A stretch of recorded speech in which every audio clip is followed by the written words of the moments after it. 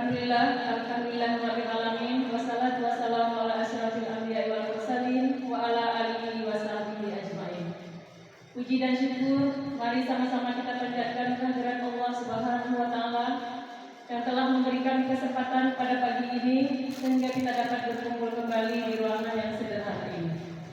Selawat seiring dengan salam, mari sama-sama kita sanjung sajikan kepada Nabi besar Muhammad sallallahu alaihi wasallam beserta sahabatnya sekalian. Penghormatan saya kepada Bapak Kepala Sekolah SMA Negeri 2 Samalangan serta wakil. Penghormatan kami juga kepada Dewan Guru dan staf yang telah berhadir di ruangan yang sederhana ini. Izinkanlah saya sejenak untuk membaca acara pada hari ini, khususnya untuk Ibu Nurliza yang diadakan pada pagi ini, yang bertema Destinasi Budaya Positif di Sekolah.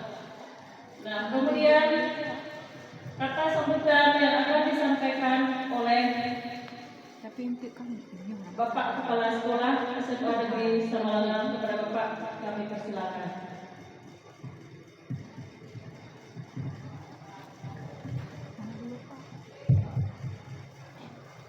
Bismillahirrahmanirrahim. Assalamualaikum warahmatullahi wabarakatuh. Hamdan wa syukurillah, salatan wa salamun ala rasulillah wa ala alihi wa sahbihi wa mawala. Allahumma salli wa sallim ala sayyidina Muhammadin nabiyil ummi wa ala alihi wa sahbihi wa barik wa sallim. Rabbi shrah li sadri wa yassir li amri wa hlul 'uqdatam min lisani yafqahu qawli. Rabbi billahi rabba wa bil islam hadina wa bi Muhammadin nabiyya wa rasulah. Rabbi zidni ilma warzuqni fahma. Puji syukur kepada Allah Subhanahu wa taala, salawat dan salam kita sampaikan kepada Nabi besar Muhammad sallallahu alaihi wasallam beserta Allah dan sahabat beliau sekalian. Yang saya hormati Bapak Ibu wakil, yang saya hormati Bapak Ibu Dewan Guru semua yang hadir pada hari ini dalam acara kita, yaitu destinasi penyebaran pemahaman dan pengalaman penerapan budaya positif yang nantinya akan dibawakan oleh Ibu Nurliza. Terima kasih kepada semuanya yang telah menyempatkan waktu pada hari ini untuk hadir di acara kita pada kesempatan ini. Bapak Ibu yang saya hormati, sebagaimana kita ketahui bersama yang bahwa budaya adalah karya manusia yang tujuannya adalah untuk memperbaiki kehidupan ke arah yang lebih baik. Maka di situ ada budaya yang kebiasaan-kebiasaan yang positif, ada juga budaya yang biasa menjurus kepada hal yang tidak bisa kita gunakan atau mungkin budaya negatif. Maka di sekolah kita perlu kita terapkan budaya positif, yang mana budaya itu adalah sebagaimana yang kita harapkan adalah budaya yang berkarakter, budaya yang berakhlakul karimah, budaya yang melindungi anak didik, budaya yang menerapkan kebersamaan dan kesetaraan. Bapak Ibu yang saya hormati, pada kesempatan ini mari kita ikuti bersama apa yang akan disampaikan oleh Ibu Nurliza kepada kita semua, sehingga kita paham betul apa yang harus kita terapkan di sekolah kita dalam budaya positif ini. Bapak Ibu yang saya hormati, kita harapkan ke depan adalah sekolah kita akan semakin maju, semakin berkembang dan semakin baik dari segi produk anak didik kita, sehingga anak didik kita menjadi harapan generasi yang akan datang dan menjadi harapan orang tua beserta masyarakat kita semua. Mungkin ini saja yang bisa saya sampaikan sebagai kata-kata sambutan dari saya. Semoga acara ini bisa berjalan sebagaimana yang kita harapkan, dan mari kita semua, sebelum saya membuka acara ini, kita bersama membacakan Ummul Quran sidro satu orang sekali. Ini saja yang bisa saya sampaikan pada hari ini. Semoga acara kita bisa berjalan sebagaimana kita harapkan semua dan menjadi penularan pada hal yang positif bagi kita semua. Selanjutnya saya sampaikan kepada moderator. Assalamualaikum warahmatullahi wabarakatuh. Terima kasih kepada Bapak yang telah memberikan informasi kepada kami semua sehingga acara berjalan dengan baik. Selanjutnya pembahasan dari Ibu Nurliza yang akan disampaikan nanti, mudah-mudahan arahan beliau bisa kami terima dengan baik dan akan kita jalankan sebagaimana mestinya Ibu Mujiza sampaikan nanti. Kepada Ibu kami persilakan. Assalamualaikum warahmatullahi wabarakatuh. Alhamdulillah, alhamdulillah. Wassalatu wassalamu ala asyrofil anbiya'i wal mursalin wa ala alihi wa sahbihi ajma'in. Syukur alhamdulillah, sama-sama kita panjatkan kepada Allah Subhanahu wa taala atas rahmat yang Allah berikan kepada kita hari ini, sehingga dengan izin Allah kita bisa berkumpul di ruangan aula kita SMA Negeri Semana dalam rangka mendengarkan pemaparan dari saya tentang penyebaran dan pemahaman pendapat budaya positif. Terima kasih atas waktu dan kesempatan yang diberikan. Yang saya hormati Bapak Pimpinan SMA Negeri Semana, Bapak Ibu Dewan Guru. Semoga nanti apa yang akan kita sampaikan menjadi bahan yang akan kita praktekkan nanti di sekolah. Namun sebelumnya saya mohon maaf dulu kalau misalnya nanti dalam penyampaian agak kurang memuaskan ya. Nanti boleh kita sharing. Jadi di sini bukan berarti saya berdiri di sini sudah lebih tahu ya, mudah-mudahan kita sama-sama belajar. Kemudian sebelumnya saya akan sampaikan dulu bahwa materi hari ini adalah materi dari modul terakhir yang saya ikuti dari modul 1.1 ya. Modul 1.1 itu tentang pendidikan menurut Ki Hajar Dewantara, sudah selesai. Kemudian yang kedua peran dan nilai ilmu penggerak.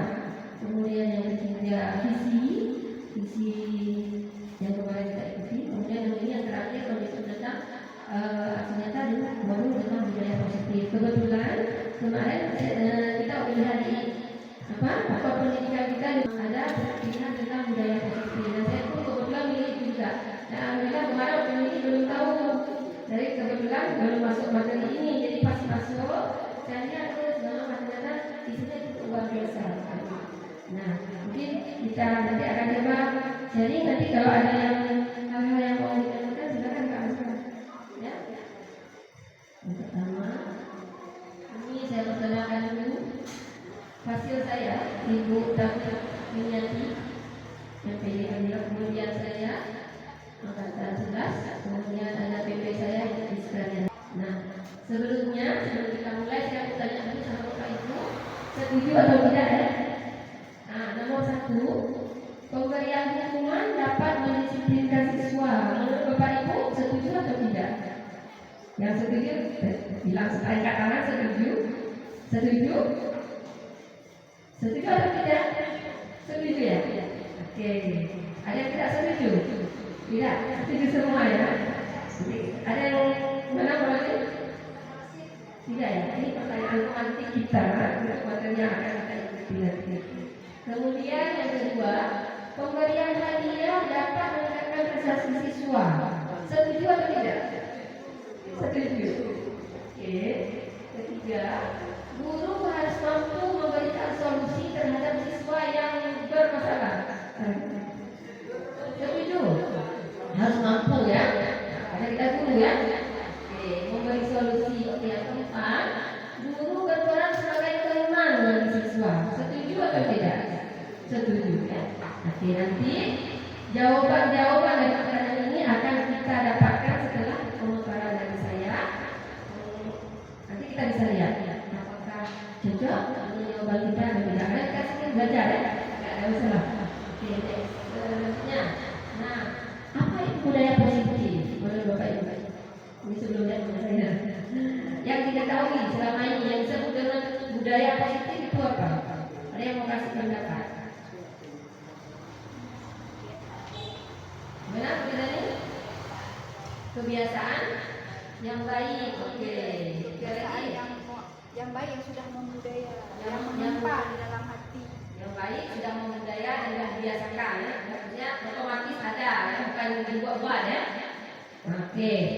Di sini budaya positif adalah perwujudan dari nilai-nilai atau keyakinan universal yang diterapkan di sekolah. Jadi budaya ada juga budaya negatif, tapi yang kita mau terapkan adalah budaya positif. Tapi yang baik seperti yang bilang tadi ya. Jadi nilai-nilai keyakinan universal yang memang semua orang, semua agama, seluruh dunia mengakui bahwa itu adalah nilai-nilai kebaikan. Enggak mesti harus kita orang Islam ini, enggak, ini semua orang sepakat, seluruh agama, seluruh dunia sepakat bahwa itu adalah budaya positif, hal yang baik. Nah, ini materi kita, konsep utama dari budaya positif dan intinya yang pertama adalah disiplin positif, kedua motivasi perilaku manusia, kemudian keyakinan jelas, kebutuhan dasar manusia, posisi kontrol restitusi, segitiga restitusi. Ini materi yang hal yang harus kita ketahui dalam budaya positif di dalam materi kita akan datang. Nah, tapi sebelumnya kita coba, walaupun ini santai aja, makanya jangan tegang, relax. Niatnya bukan hanya memenuhi tugas karena disuruh bapak, tapi kita mau belajar aja, jadi santai, dapat ilmunya, nggak masalah. Nah, kita main dulu ya. Main dalam mainannya, cobalah buka. Semua ada teman, yang nggak ada teman, tolong duduk sama kawan berdua ya. Di situ kita akan bermain tentang permainan cobalah buka. Ada dua orang, satu orang jadi A, satu orang jadi B. Si A mengepalkan salah satu tangannya, sedangkan si B berusaha membuka. Anggap saja di tangan bapak ibu itu sesuatu hal yang sangat berharga yang tak mau bapak ibu kasih ke orang lain. Jadi kita coba ya sekarang ya. Oh, udah nggak bisa. Ya udah. Yuk kita mulai. Coba. Satu orang kepalkan, satu orang buka.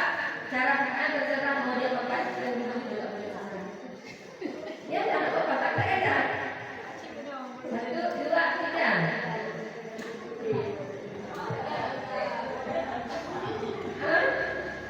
Udah, terbuka nggak? Buka. Kalau berarti mau buka enggak? Kalau berarti mau buka enggak? Karena ini yang paling berharga loh. Kalau kita kasih dua orang kita nggak dapat lagi. Oh, tapi dia mau buka ya? Oke. Nah, coba kita lihat. Nah, ini ada pertanyaannya. Apakah Anda atau B membuka kepala tangan Anda? Tidak. Alasannya kenapa?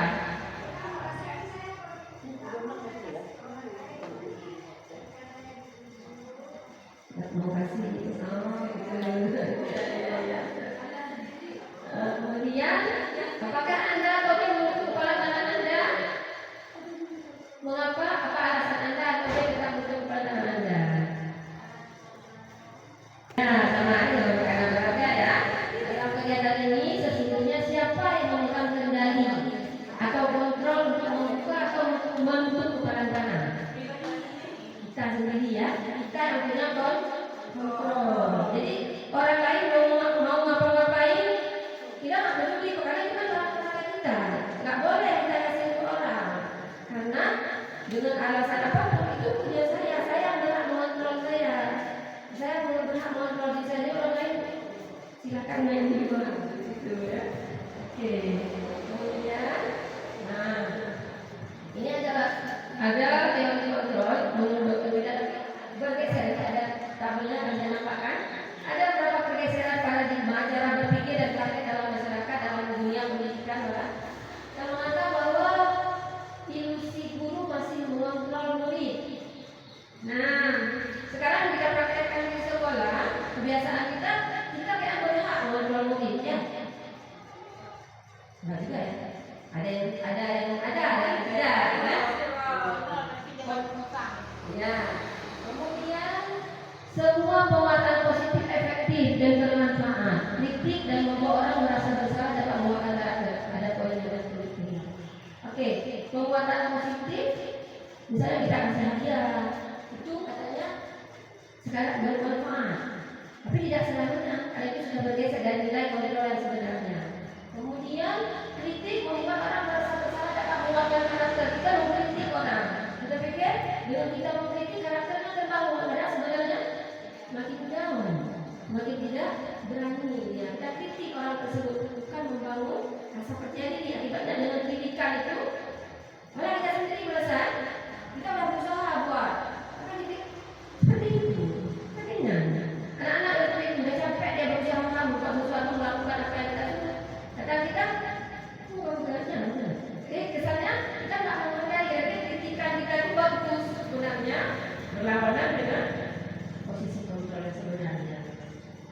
Kemudian ada juga yang sih pemahaman bahwa orang dewasa itu memiliki hak untuk memaksa.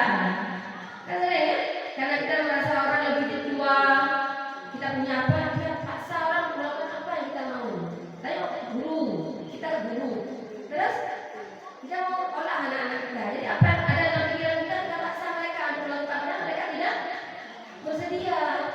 Karena sebenarnya kontrol yang kita bilang tadi adalah milik dari murid itu sendiri. Nah sekarang, ini. Jadi bagaimana membuat seseorang dari paradigma stimulus respon menjadi kepada pendekatan teori kontrol. Teori kontrol yang sebenarnya. Stimulus respon itu begini. Ketika seseorang melakukan sesuatu, dia baru akan melakukan ketika disuruh. Jadi ada responnya, ada distimulus dulu, baru direspon. Misalnya, untuk anak-anak buang leher atau buat kotoran, buang sampah. Kalau kita nggak bilang dia nggak mau mengambil. Nah, kita bilang itu ada sampah, mengambil. Nah, jadi kesannya kita dulu harus ada stimulus dulu baru ada respon. Tapi yang seharusnya itu adalah terjadi dari kontrol dia punya nilai-nilai dalam diri dia yang mau dia lakukan. Ini bukan karena disuruh sama orang. Itu yang akan kita bangun sebagai budaya positifnya. Kita lihat ya, realitas kebutuhan kita sama. Itu menurut pemahaman stimulus respon. Sedangkan menurut budaya kontrol, kita mempunyai kebutuhan yang berbeda. Jadi tidak boleh kita samakan si A dengan si B, kita dengan murid, nggak bisa. Makanya pembelajaran berdiferensiasi. Jadi kita melihat karakter kita seperti ini, cara ngajarnya begini, juga kawan-kawan juga seperti itu.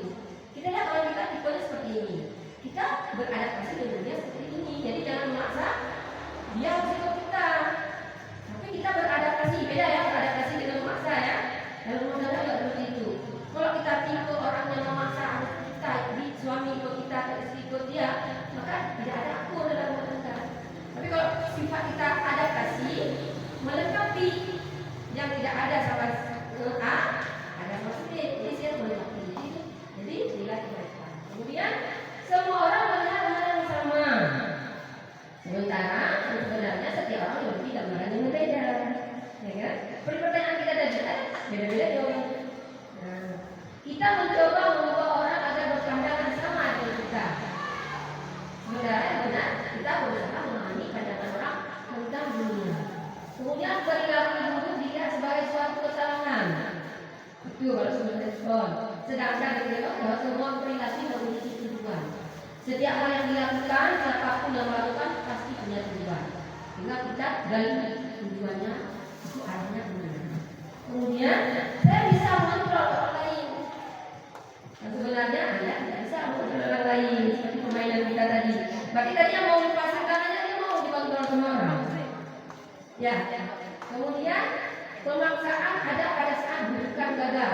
Ketika bujuk rayu nggak mempan, kita di rumah kan, pasang, ya kan?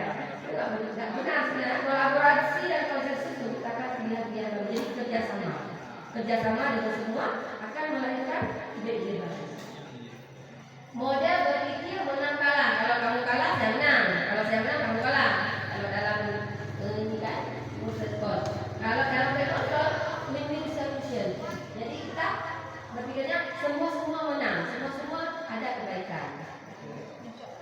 Terus, ini kan ya. Nah, ini disiplin positif. Dalam budaya kita ya, disiplin itu sering dimanakan sebagai hukuman. Misalnya anak-anak melakukan sesuatu karena itu, pergi sekolah karena dipaksa, ke sekolah pakai baju seragam, pakai sepatu karena peraturan, bukan karena dia mau melaksanakan kedisiplinan. Jadi ketika dia melakukan itu karena tidak nyaman. Yang kita pahami itu sekarang kan anak-anak, bagi kita sendiri ya, kalau dipaksa padahal kita tahu itu aturannya udah ada, tapi kalau kita nggak mau melakukan, ketika diarahin, diingatkan, kita nggak nyaman karena merasa itu sesuatu terpaksa. Kemudian, nah jadi ini harus kita ubah ya. supaya dalam diri itu muncul dari intuisi anak-anak, dari dalam diri dia. Jangan sampai nilai-nilai itu bukan berasal dari diri dia, sehingga tidak terjadi rasa nyaman. Jadi tujuan pendidikan itu adalah menciptakan anak-anak yang memiliki disiplin diri sehingga mereka bisa berperilaku dengan mengacu pada nilai kebajikan dan memiliki motivasi intrinsik, bukan ekstrinsik. Jadi motivasi yang dimunculkan motivasi dalam dirinya. Nah, kalau anak-anak kita bagaimana caranya? Motivasi yang kita tahu selama ini motivasinya bagaimana? Dari luar, ekspresi ke semua. Jadi akhirnya ketika kita masuk kelas bukan materi yang kita sampaikan. Kita kejar sana, kejar sini, lari sana, duduk itu. Jadi masih perlu menerapkan budaya positif. Memang budaya positif di sekolah kita bukan hanya di sekolah ya. Secara pribadi kita juga harus menerapkan itu dulu karena sulit. Kalau tidak menerapkan untuk diri sendiri, kita semua orang payah. Nah, jadi kita demi kebaikan ya, Pak. Saya belajar sambil mengerjakan. Kalau kita pandai semua, dan tidak puput. Oke. Nah, ini sama ya. Jadi disiplin positif adalah suatu kita untuk menerapkan disiplin dari dalam diri anak tanpa hukuman atau hadiah. Nah, itu yang sebenarnya. Jadi kita dalam mendisiplinkan anak tidak boleh dengan hukuman atau menginginkan dengan hadiah. Kita akan tahu berapa ya Pak. Itu tujuan. Nah, ini itu apa? Nah, jadi nilai-nilai positif, nilai-nilai kebajikan yang kita tawarkan, kita itu sebutkan lagi kan, ada jujur misalnya kan, disiplin, tanggung jawab dan lain sebagainya. Itu saya bilang tadi kebaikan universal yang disepakati semua. Dan karena kita di sini berarti semuanya merujuk ke hampir belajar Pancasila yang sudah kita dicanangkan oleh pemerintah dalam kurikulum ketika kurikulum apa? Nasional. Apa aja mestinya? Apa aja kurikulum mestinya ada berapa? Pertama, beriman dan bertakwa kepada Tuhan Yang Maha Esa dan berperilaku bijak ya. Kemudian yang kedua lagi mandiri, lagi kreatif, lagi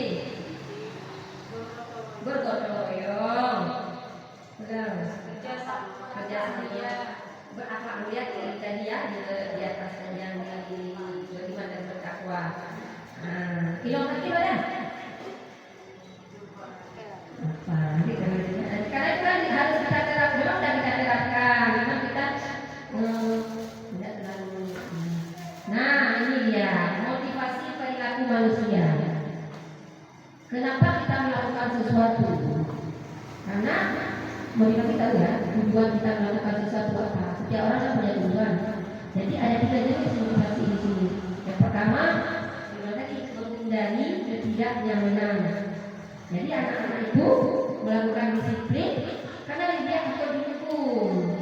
Dia takut dihukum, nggak dihukum. Jadi itu masih motivasi dari luar ya, prinsip. Kemudian yang kedua menjadi orang yang mereka inginkan dan menghargai diri sendiri dengan nilai. Itu bukan itu. Yang kedua untuk mendapat imbalan. Untuk mendapatkan imbalan, dia baru mau melakukan sesuatu ketika ada imbalan, ada hadiah. Kalau nggak dikasih hadiah dia nggak mau. Nanti dia hitung-hitung ibu sini itu nanti dapat hadiah nggak? Ibu sini dapat hadiah nggak? Kita ada pernah kasih hadiah. Kita suruh sesuatu karena ada ini. Nah, misalnya melakukan disiplin jadi kadang kita dapat imbalan itu masih dari luar. Kemudian yang ketiga menjadi orang yang mereka inginkan dan menghargai diri sendiri dengan nilai yang mereka percayai. Kontrol diri dia punya nilai-nilai dalam hidup dia tekankan, yang dia pegang. Jadi dia melakukan disiplin karena sadar akan nilai kebaikan. Jadi berasal dari dalam dirinya. Ini sulit memang. Kita harus belajar memotivasi diri supaya kita punya motivasi intrinsik. Tapi ini kita harus terapkan sama anak-anak kita. Bisa nilai-nilai kejujuran, nilai-nilai menjaga waktu, rasa hormat, saling menghargai. Itu harus kita tanamkan sama anak-anak kita. Itu 3. Itu apa ya? Hukuman, konsekuensi, restitusi. Kalau hukuman berarti dia lebih ke fisik, kata-kata, berkata kasar. Ini kita lihat dulu. Hukuman itu tidak terencana. Misalnya anak-anak pas masuk sekolah, dan tengok dia pakai sepatu merah, kan? Apa dia bilang? Buka sepatu. Lari keliling lapangan 10 kali, 3 kali. Apa ibu dia di lapangan? Kamu mantap ya? Tambah 10 kali. Isi. Itu nggak boleh. Nah, misalnya anak-anak nggak kerjain PR, kita suruh jemur di matahari. Isi. Itu tidak terencana, tidak ada bersifat satu arah, cuma dari kita saja. Dan itu tidak boleh kita lakukan. Kemudian kalau konsekuensi itu terencana, sudah disepakati, tapi dibuat oleh guru. Nah, kita bilang nih kalau nggak buat PR nanti kalian harus tunggu tambahin PR-nya buat 3 halaman. Kita yang buat, anak-anak mau melakukan nggak ada takut. Nah, yang ketiga restitusi, proses menciptakan kondisi bagi murid untuk memperbaiki kesalahan mereka, sehingga mereka bisa kembali pada kelompoknya dengan karakter yang kuat. Jadi kalau restitusi itu belajar dari kesalahan, dia buat salah, tapi dari kesalahan itu dia belajar bagaimana memperbaikinya. Solusinya datang dari dia, bukan dari kita. Itu namanya restitusi. Kita lihat. Nah, ini konsep disiplin gagal. Ini ya, menyakitkan, tidak nyaman, murid takut. Akibatnya memaksa murid menyembunyikan kesalahan, murid menjadi rendah diri kalau kita berikan hukuman.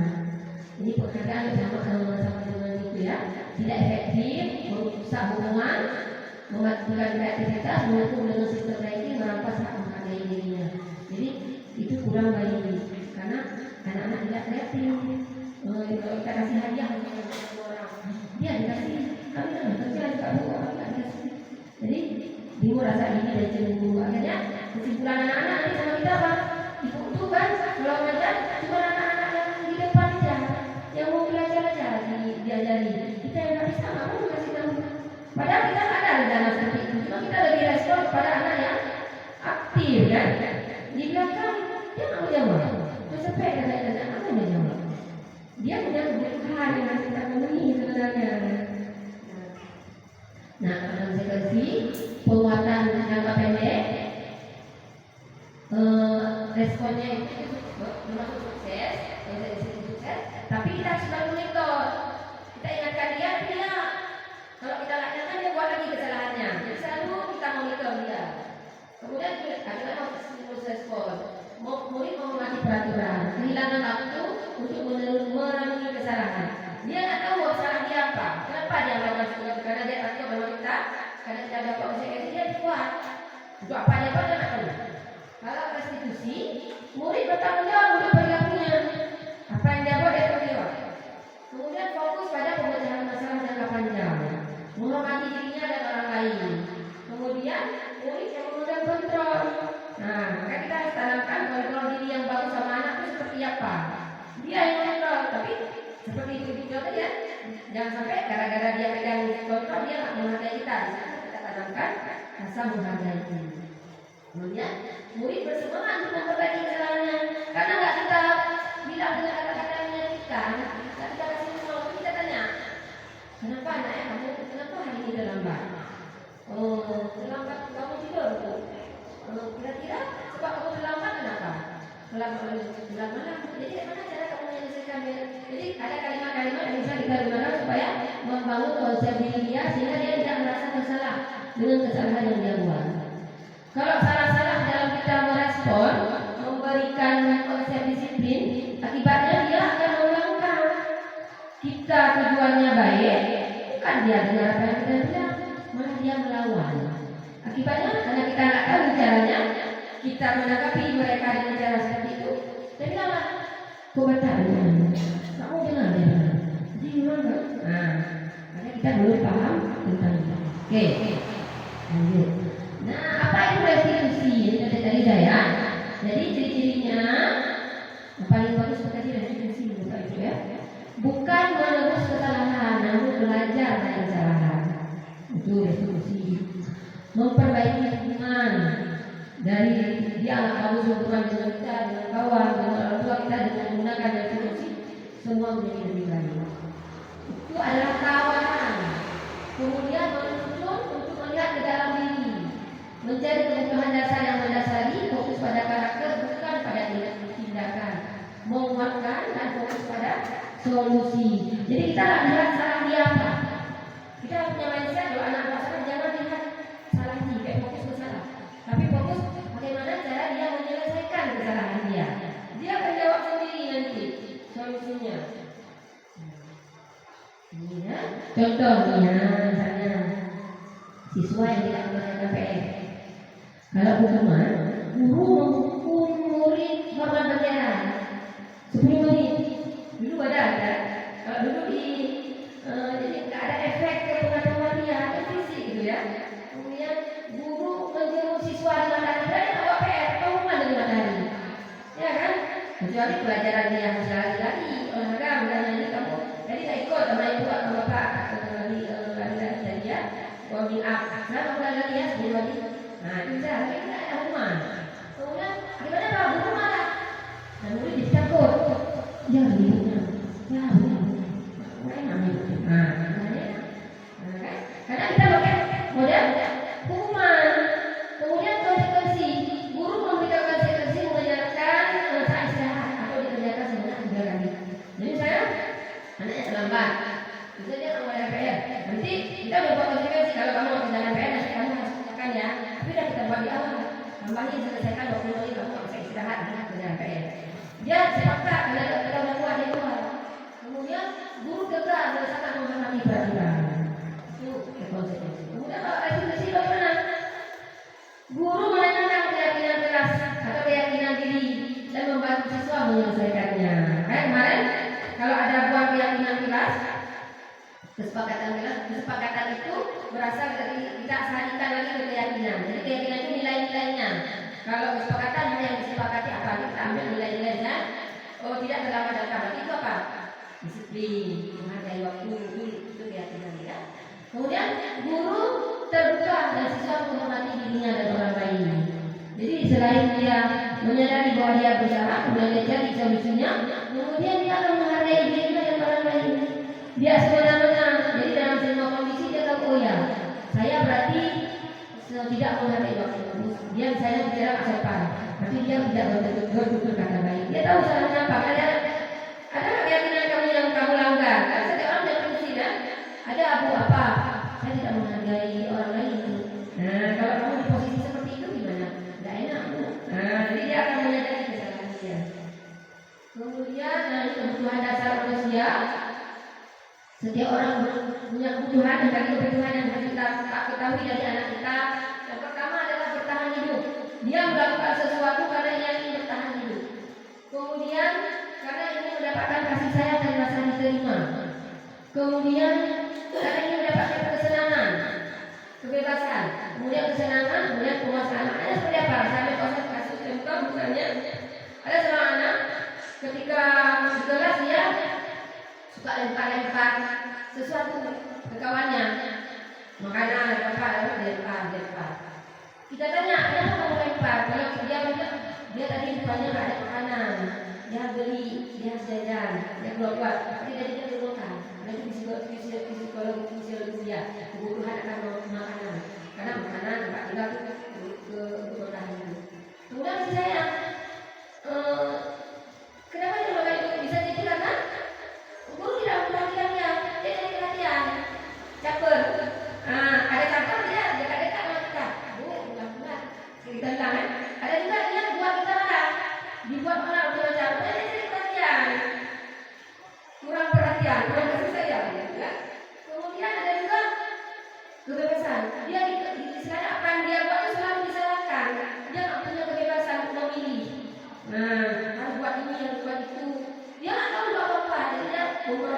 dengan kebutuhan kebebasan. Kemudian kesenangan, dia lempar-lempar itu biar happy aja, biar kawannya ketawa, biar semua senang. Itu juga harus kita nikah. Kemudian penguasaan, dia ingin menunjukkan bahwa dia bisa menjadi orang yang dilihat sama kawan-kawan. Dan ketika dia melakukan kegiatan tersebut, kawan-kawan fokus ke dia. Karena dia bisa jadi, misalnya kalau kita bilang di kelas ada kepala dia kan, yang suka ini kompori kawan-kawan kalau dia buat sesuatu, dia orang semua sepakat dengan dia. Itu dia berarti itu dasarnya penguasaan, kebutuhan dasarnya penguasaan. Itu mungkin ciptakan kegiatan nanti yang memberikan kesempatan kepada dia untuk menunjukkan, memenuhi kebutuhan dia. Nah ini dia. Kita masuk ke posisi kontrol ya. Posisi kontrol guru ada 5. Yang pertama pemukul, yang kedua pembuat rasa bersalah, yang ketiga sebagai teman, yang keempat pemantau, yang kelima manajer. Menurut Bapak Ibu, yang mana yang paling bagus? Manajer. Betul ya? Tadi kita bilang teman. Ya. Nah, posisi penghukum. Posisi penghukum itu suaranya menghardik, menunjuk-nunjuk, membentak. Hukumannya verbal atau fisik, menyakiti badan, menyakiti hati, perasaan. Kemudian dampak bagi siswa bagaimana? Murid menjadi pendendam, dendam dia dengan kita. Kemudian tidak menyukai guru atau mata pelajaran yang diampu, tak senang dia dengan mata pelajaran itu. Akibatnya, mudah. Nah, ini ada gambar ya, saya nampakkan. Nanti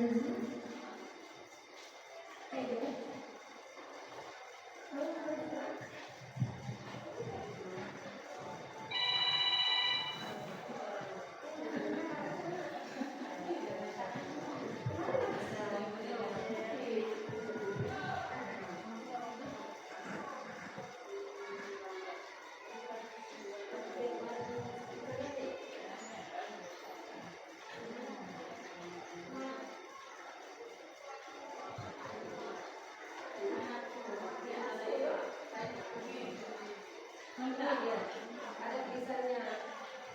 Maksudnya dari sama.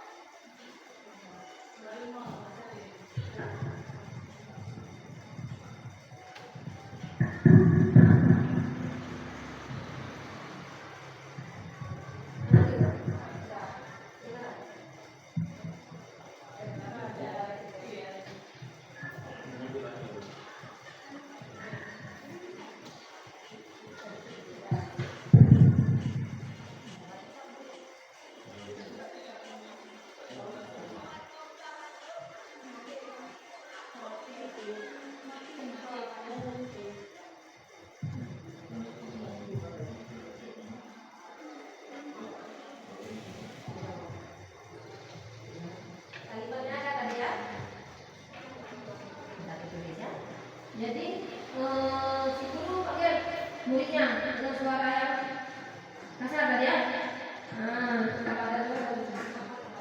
Kenapa kamu terlambat? Coba saya praktekkan ya.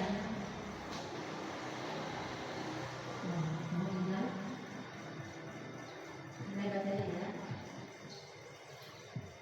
Ini tenang.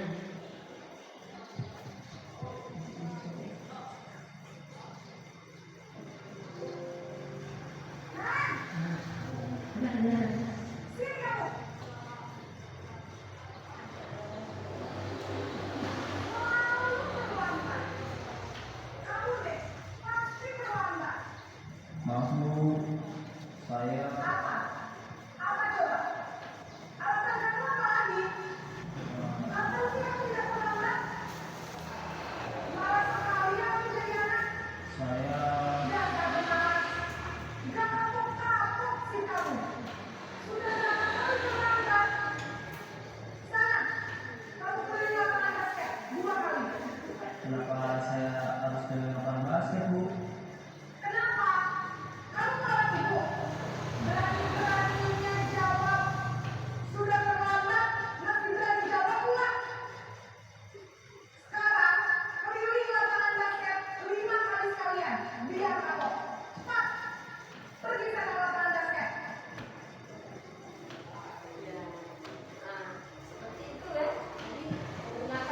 nada suara yang keras, membentak, penuh dengan emosi. Nah, ketika anak mengkonfirmasi apa sedangkan yang ditambahi hukumannya. Ya, semoga kita tidak seperti itu ya, Bapak Ibu kan. Tidak diberi kesempatan kepada anak Menjelaskan itu posisi sebagai penghukum. Kemudian tadi dampaknya sudah ada ya. Sekarang yang kedua, posisinya apa tadi? Sebagai membuat merasa bersalah. Merasa bersalah.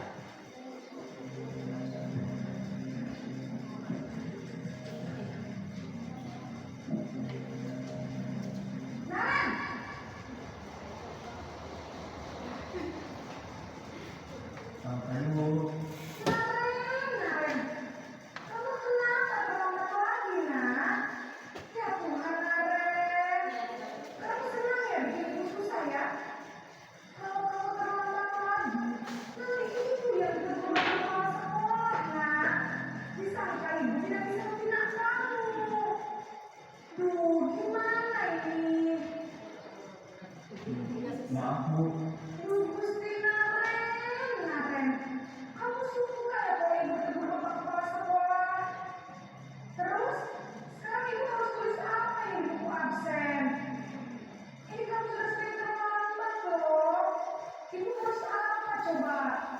maaf Bu, maaf sekali.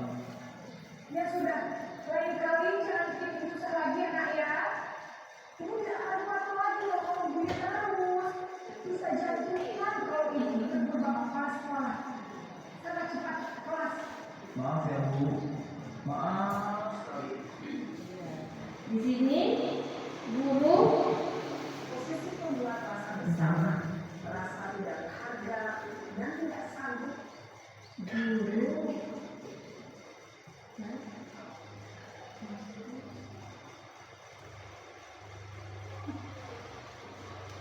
apa tadi ciri-cirinya Bu? berbeda dengan yang video pertama. Berbeda banget. Cara penyampaian. Caranya. Apalagi penghukum.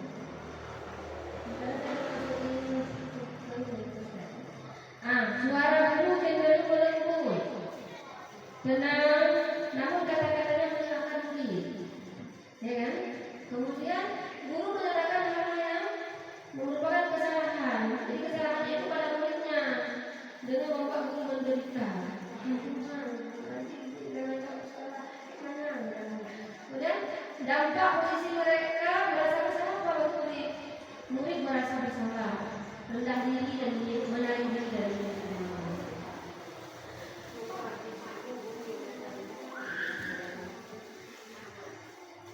Jadi anak itu ketergantungan sama gurunya.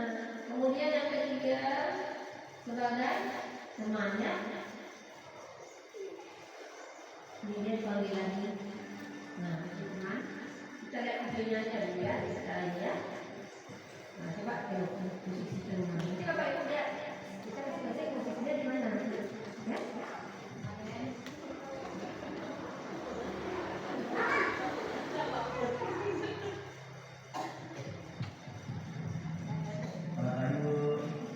Wah, sudah jam berapa ini nak?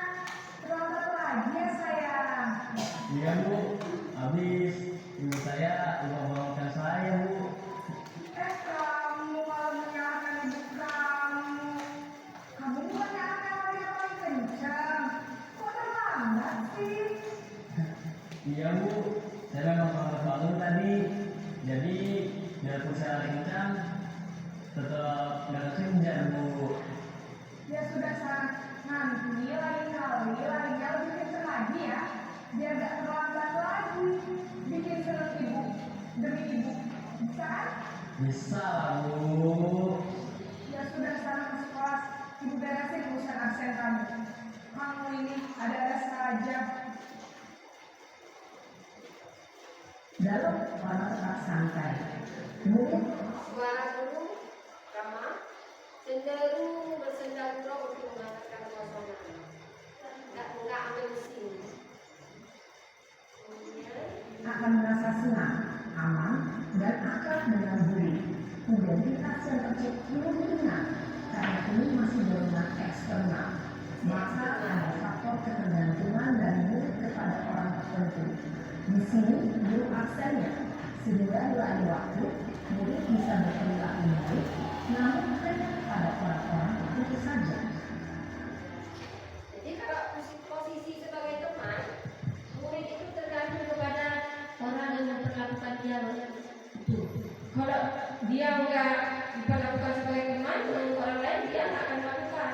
Jadi ketergantungan beda. Makanya kita sering, kenapa sama ibu ini mau belajar, kenapa sama ibu itu. Jadi ada rasa ketergantungan. Nah, jadi murid efeknya murid akan mandiri, tidak berpikir untuk dirinya sendiri bagaimana. Itu ketergantungan. Sebaiknya memang dia termasuk bagus, ya. Tapi ada yang lebih posisi pemantau. Enggak ada.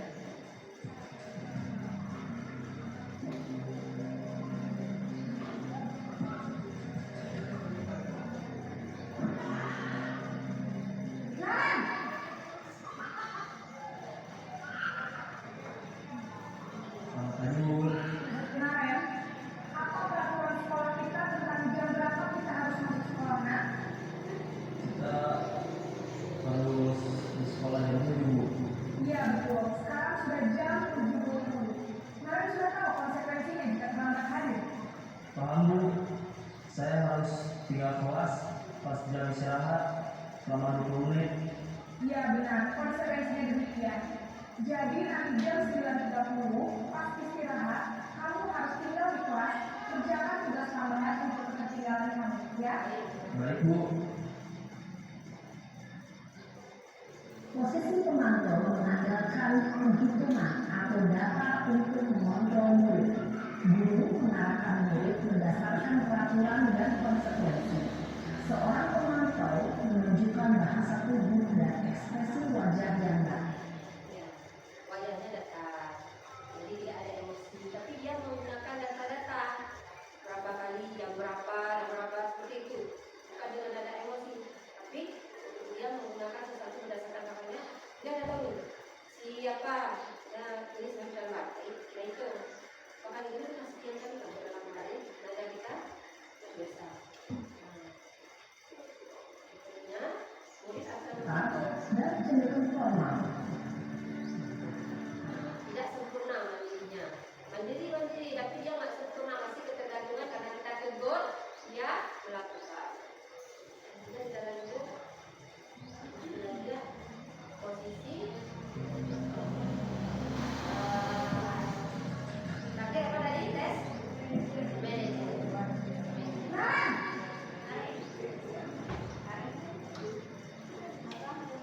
Baik Bu. Selamat pagi, Naya. Maaf Bu, saya terlambat. Iya, sekolah masuknya jam 7, sekarang sudah jam 7.20. Jadi sekarang bagaimana ini, Naya? Maaf Bu, saya lupa alarm saya semalam. Baiklah, menurut kamu, kira-kira sekolah yang mana yang perlu kamu tingkatkan? Menghargai diri sendiri dan orang lain mungkin ya Bu. Setuju. Jadi, apakah Naya meyakini prinsip saling menghormati tersebut? Iya Bu, saya meyakininya. Apakah Naya bersedia memperbaiki masalah keterlambatan ini? Bersedia Bu. Bagaimana melakukan perbaikan masalah keterlambatan ini? Saya akan coba untuk tidak lupa menyetel alarm saya Bu. Baik, kalau Naya memutar alat di rumah, ada orang yang kira-kira bisa bantu mengingatkan tidak? Ada Bu, kakak saya, Kak Emma. Ada lagi selain Kak Emma?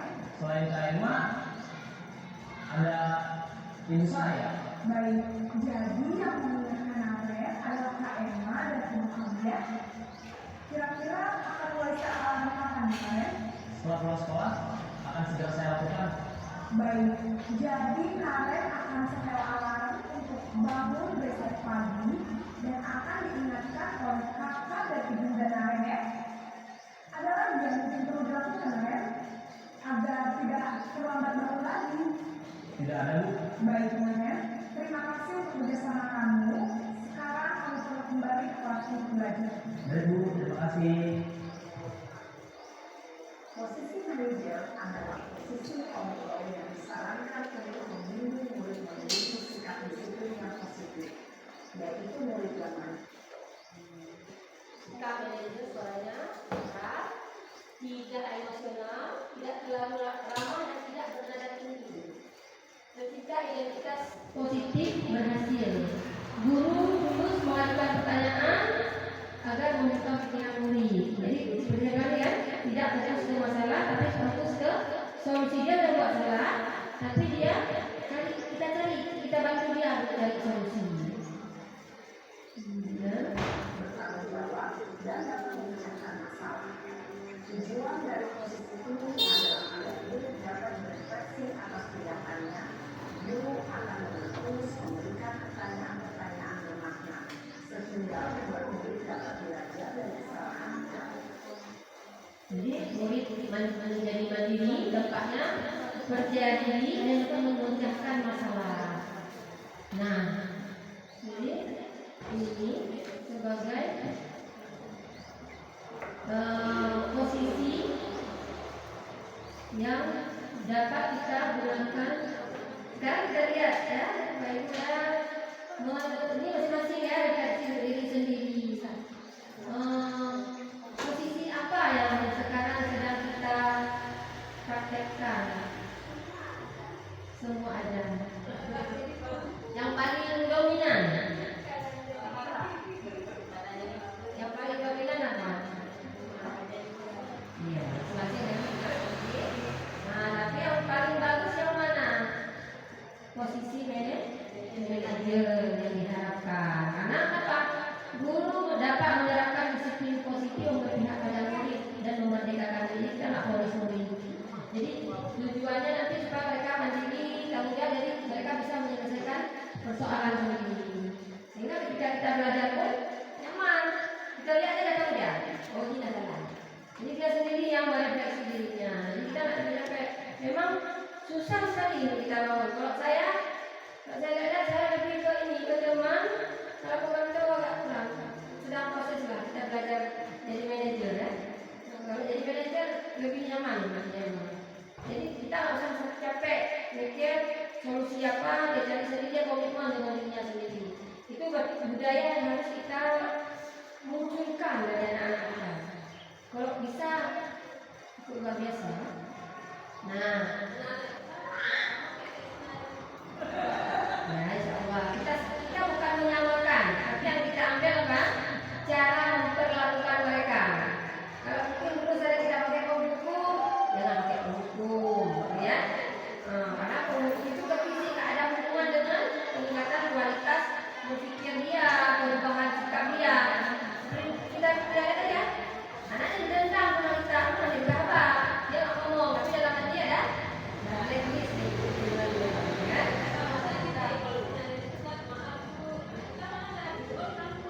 Ya, karena budaya, ini kan budaya itu dibentuk, tidak terjadi dengan sendirinya. Yang dinamakan budaya kan kebiasaan hal-hal baik yang jadi kebiasaan, yang dibiasakan dan akan menjadi sebuah budaya. Budaya itu yang akan diterapkan. Jadi kita punya hal baik, saya punya, bapak ibu punya, semua anak-anak juga punya. Itu kita rangkul, kita terapkan, kita biasakan. Ketika ada yang tidak melakukan, kita ingatkan budaya apa, disiplin apa, keyakinan apa. Nah, sedikit saya ulas tentang keyakinan kelas tadi ya, Bapak Ibu sudah melakukan. Jadi keyakinan kelas itu nilai kebaikan yang diyakini oleh kelas untuk menentukan motivasi intrinsik dan budaya positif. Jadi intinya itu di keyakinan kelas. Di pertemuan kita dengan murid di awal itu. Kalau misalnya sekarang belum bisa kita buat. Mungkin kemarin kita mau kesepakatan, boleh juga. Cuma kalau kesepakatan kan lebih umum. Kita ambil nilai positif, nilai keyakinannya. Misalnya datang sekolah tepat waktu, itu kan kesepakatannya. Kita selarikan menjadi keyakinan apa? Disiplin, menghargai waktu. Jadi nilai-nilai itu yang harus diterapkan. Malah kalau di sekolah kita juga perlu nih kita rumuskan nilai-nilai kebaikan apa, keyakinan apa yang harus kita lakukan. Nah, ini harus kita tentukan. Jadi ketika ada warga sekolah yang tidak melakukan, pas kita ingatkan, dia tahu dia bersalah. Jangan ketika dia kan jadi marah. Padahal harus kita sepakati bersama. Nah, itu dia. Karena kalau kita berdasarkan keyakinan, hal yang kita yakini, ketika kita melakukan, kita ikhlas melakukan, bukan berdasarkan pikiran orang. Sama-sama. Nah, ini misalnya caranya ya di dalam berdiskusi tentang peraturan. Kita kasih tanya peraturan di sekolah kita apa? Misalnya tidak boleh ini belajar dengan apa? Untuk meraih prestasi. Jadi itu kita kemudian baru kita rumuskan peraturan itu menjadi keyakinan berarti menjaga waktu, belajar rajin, ya.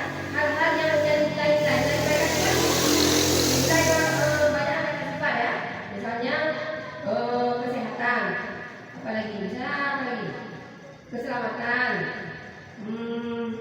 jujur, rajin, kebersihan, itu nilai-nilai keyakinannya. Kemudian kita tempelkan di kelas.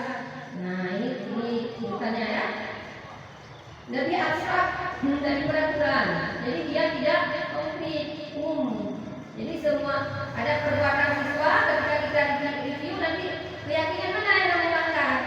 Nah, saya ada ngomong di kelas waktu kita ini lagi ngajar.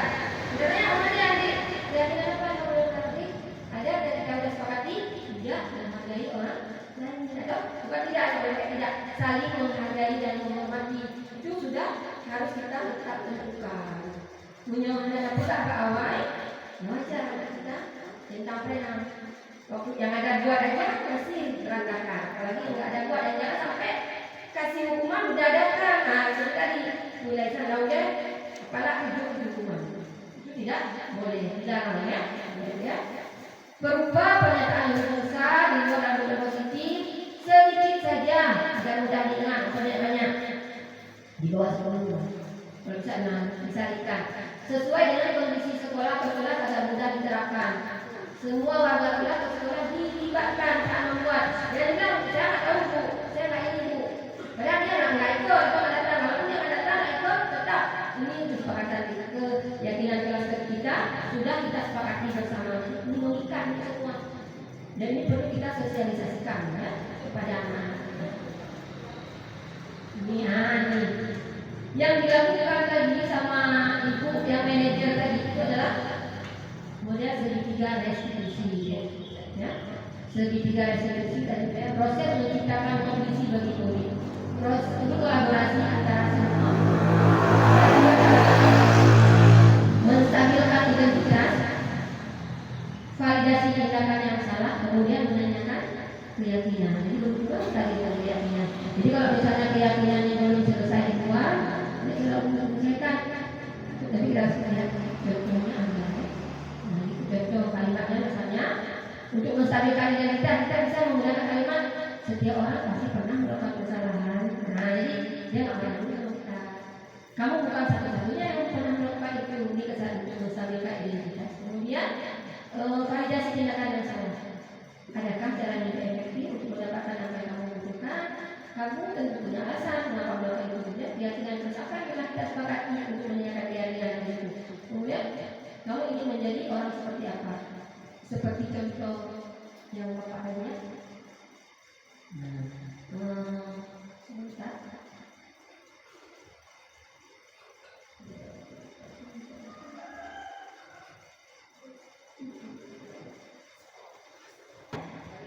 Bapak ini menggunakan tiga institusi dalam menyelesaikan masalah.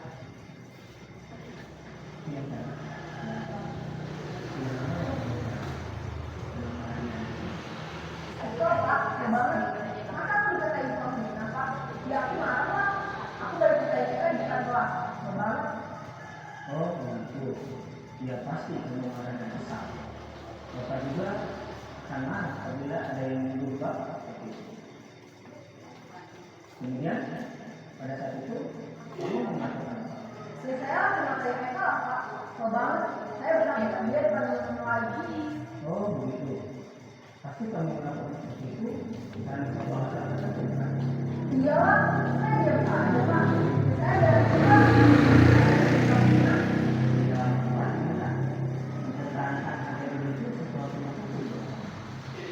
Untung kamu tidak berpikir apa lagi, hanya meminta Tuhan. Iya Pak. Untung saya masih balas-balas kayaknya. Udah bener Pak.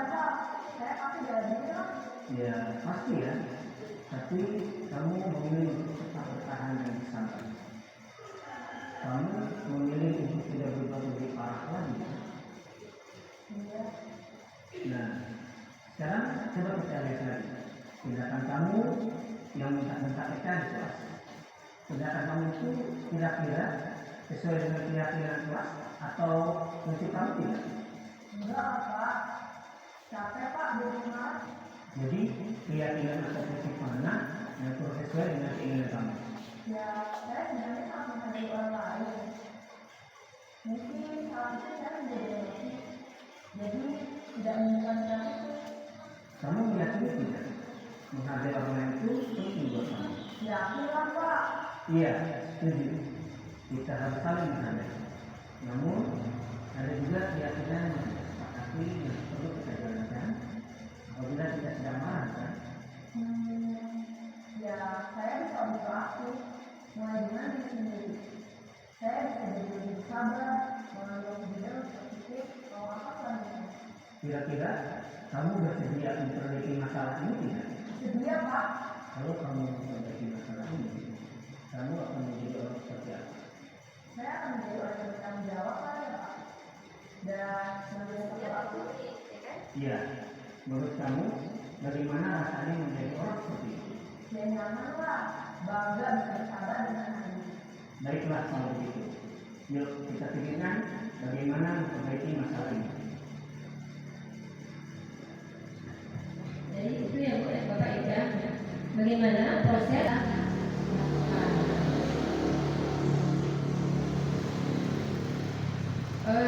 jadi sudah bisa dipahami Bapak Ibu. Bagaimana perasaannya ketika melihat contoh tadi?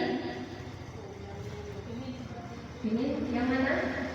Ini buat sampai pinginnya kita anak-anak kita seperti itu gitu ya, kita nyaman, kita punya ilmu, kita sharing sama mereka, bisa masuk, ada mereka baik sama kita, tapi itu bukan hal yang instan.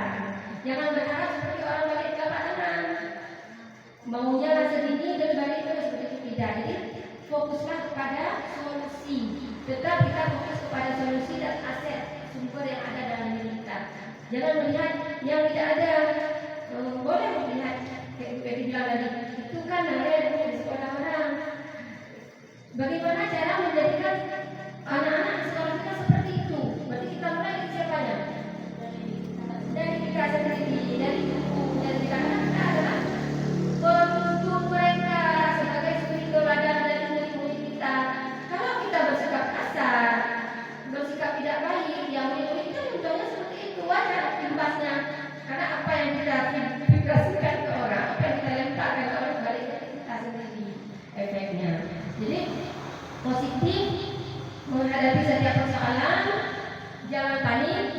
Kita punya teman-teman untuk sharing, bukan berarti saya yang ngomong udah pandai, dia malah tidak pakai dari guru penggerak, Bapak Ibu tahu saya. Jadi ilmunya banyak, bagaimana kita sama-sama sharing supaya nanti hasilnya bisa kita memperbaiki dan menjadikan seorang kita mempunyai budaya yang positif yang kita inginkan. Jadi kesimpulannya, dalam penerapan program disiplin positif hendaknya guru memiliki standar kepribadian profesional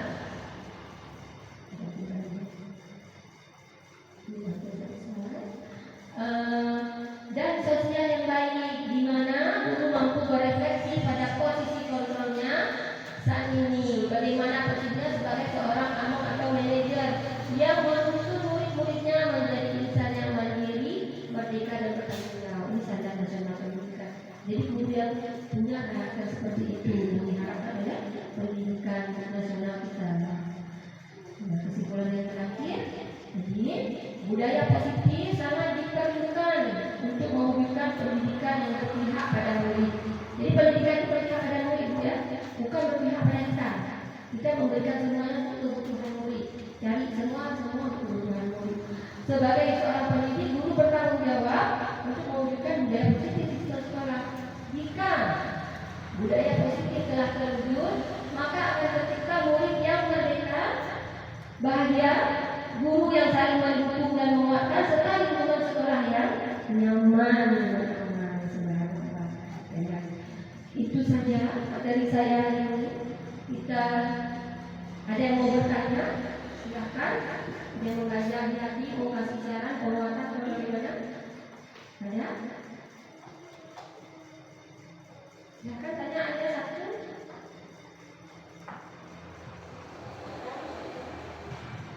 Mungkin ini kan kayak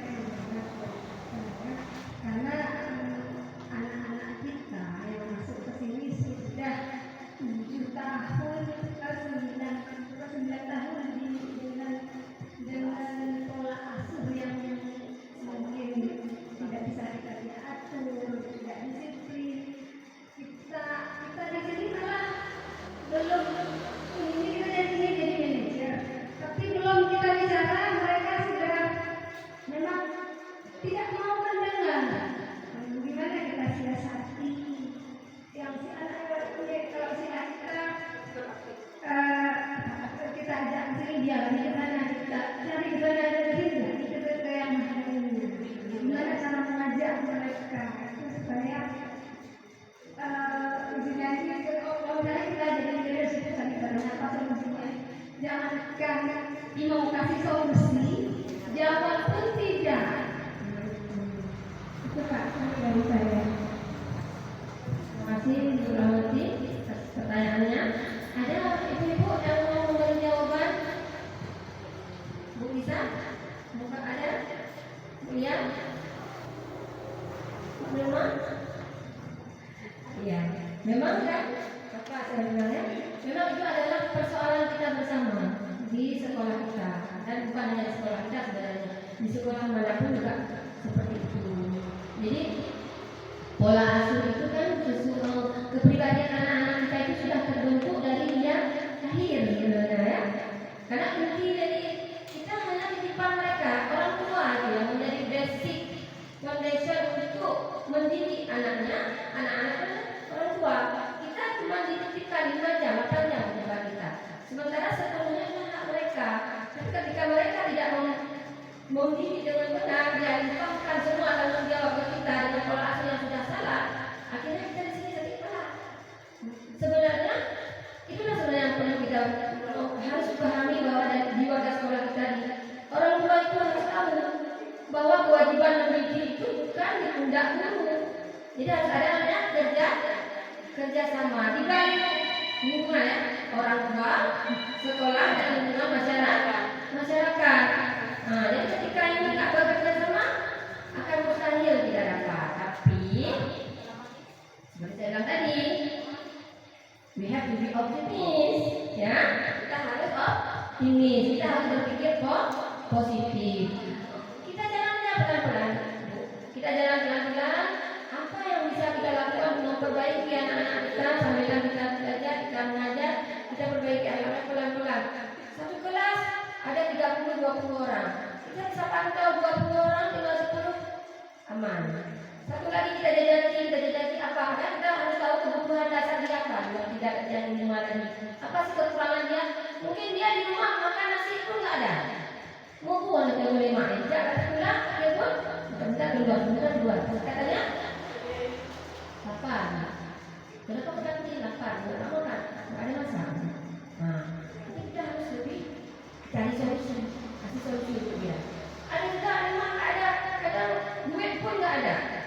Ayahnya nggak kerja, dia harus kerja balik pulang menghidupi keluarga. Padahal posisinya murid, tapi dia dipaksa menjadi tulang punggung rumah tangga keluarga. Jadi dia nggak mau sekolah pergi, ini juga pergi. Akhirnya kalau anak-anak yang nggak punya motivasi intrinsik dari dalam, kerjanya apa?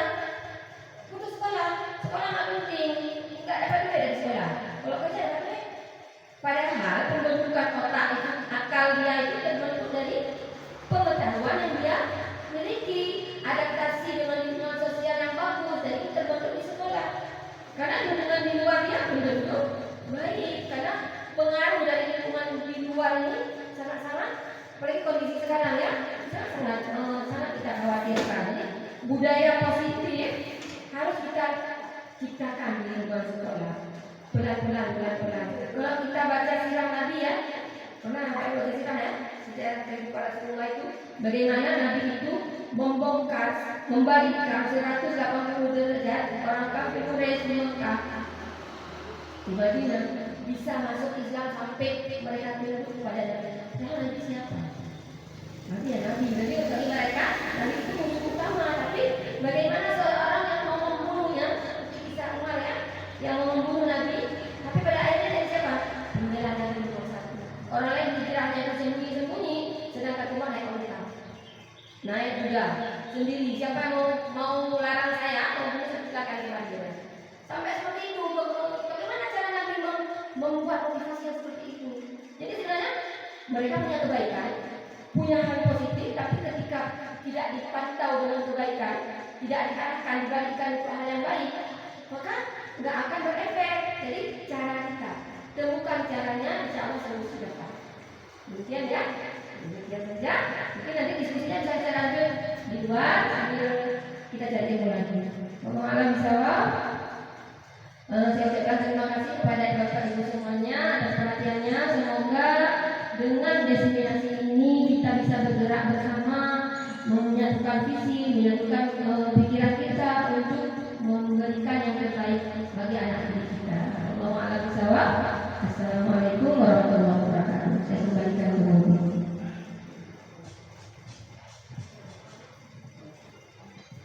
Baik, terima kasih kepada Ibu Nurliza yang sudah menyampaikan materi cukup bagus. Mudah-mudahan bermanfaat bagi kita dan juga menyaksikan keadaan sosial di depan. Mungkin ada penguatan dari Bapak kepada Bapak, kami persilakan. Assalamualaikum warahmatullahi wabarakatuh. Dan Bapak Ibu Preslam atau semoga apa yang disampaikan oleh Ibu Nurliza ini menjadi pemantik bagi kita untuk melakukan perubahan. Kenapa saya mengatakan demikian? Karena budaya yang sedang terjadi di Asia kita mungkin masih lemah ya, seperti kenyataan di lapangan bisa kita lihat memang demikian. Semoga dengan ada pencerahan-pencerahan yang disampaikan oleh Ibu Nurliza jadi inovatif bagi kita untuk menerangkan ke depan. Jadi Pak Ibu kita melakukan baiklah ini bahan ilmu yang mula adalah menumpah dalam lokal sehingga BOD untuk ngerai atau benar atau contoh. Dia kan biasakan budaya positif itu, karena hal yang positif itu akan membuat rumah kita panjang. Nah itu dia. Begitu juga apa yang dalam kita sepakati dengan siswa itu dilaksanakan dalam acara Jumatan yang lalu. Pernah ada yang terjadi apabila siswa terlambat, apabila siswa melakukan kesalahan MHP, ketepatan MHP, tidak sekolah. Coba rangkul dia, tanyakan dia, kenapa? Dan memberi sanksi itu bukanlah sanksi seorang raja kepada hamba. Sanksi itu adalah sebagai mendidik dia. Kalau lain-lain ini keterlambatan bagaimana, kenapa terlambat ya. Sehingga kita muncul kemarin sehingga mendidiknya apa? Anak kita yang terlambat kita membiarkan menyetel ayat misalnya. Kita tidak melakukan hukuman fisik pada mereka, tapi menambah pengetahuan bagi dia, kebiasaan bagi dia, itu kebiasaan yang positif yang juga menjadi modal bagi dia untuk masa depan. Nah, ini sebagai penguatan dari saya dan hal lain yang sudah disampaikan oleh Ibu Nurliza, semoga betul-betul bisa menjadi pengetahuan bagi kita. Saya kira ini saja sekilas penguatan dari saya. Mungkin Bapak Ibu sudah membawa bukan keranjang. Kalau keranjang boleh diambil los di sana.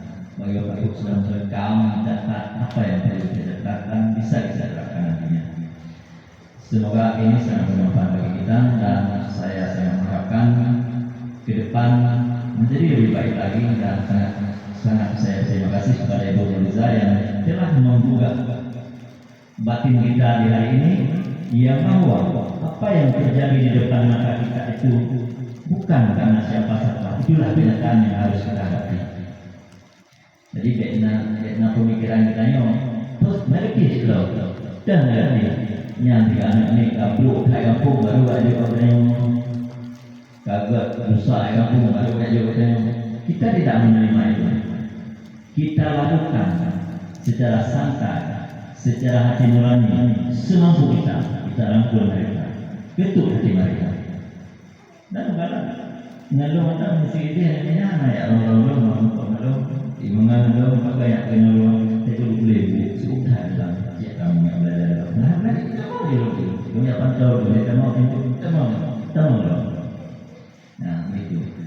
Jadi kita semua harus cara, karena semua kita punya cara, semua kita punya rasa, semua kita punya perasaan. Yang ingin menyampaikan yang bahwa mandul dan kelemahan dan kesalahan, ruang. Maka dari itu jangan menganggap anak ini adalah sebuah boneka yang tidak punya perasaan, yang tidak berperasaan. Dia butuh perhatian, dia butuh kasih sayang, dia butuh bimbingan dari kita semua. Insya Allah kalau kita mau mengatur hati mereka akan baik dengan kita. Mungkin walaupun tidak spontanitas, mereka akan mengenang kita nantinya. Setidaknya kalau dulu SMA itu Pak yang enggak gitu, ibunya enggak gitu. Walaupun tidak semua yang kita harapkan seperti membalikkan Bapak Ibu. Jadi di sini saya punya instrumen yang saya ingin membagikan ke siswa dan ingin menanyakan kepada siswa, dan saya tanya sama Bapak Ibu dulu pertanyaan saya ini. Ya. Oke. Nah, ini bisa saya sampaikan.